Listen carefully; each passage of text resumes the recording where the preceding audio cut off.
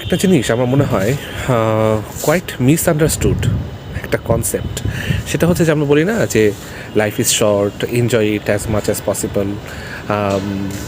আর মানে জীবনের মানেটা আমরা এভাবেই দাঁড় করাই যে এত সংক্ষিপ্ত জীবন, এনজয় করো, জীবনের উদ্দেশ্য হচ্ছে এনজয় করা। আম, আমার কাছে মনে হয় না। আমার কাছে এই কথাটা মিসআন্ডারস্টুড মনে হয় এই সেন্সে যে জীবন তো আসলে শুধু এনজয়মেন্টের জায়গা না। আমরা তো চাইলেই প্রতিটা মোমেন্ট শুধু এনজয় করতে পারি না।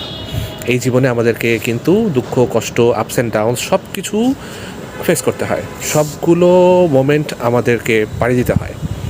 তাহলে জীবনের উদ্দেশ্যটা কী? আমার যেটা মনে হয়, আমার একান্ত অবজারভেশন, সেটা হচ্ছে গ্রো করা। গ্রোথের মধ্যে কিন্তু আপনার এনজয়মেন্টটাও আছে, আপনার হ্যাপিনেসও আছে।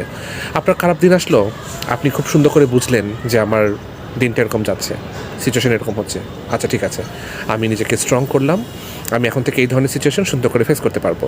কেউ হার্ট করলো, আচ্ছা তাহলে এখানে আমার প্রবলেম কোথায় ছিল, তাহলে এরকম সিচুয়েশনের পরে আসলে নিজেকে আমি আরও স্ট্রং করব।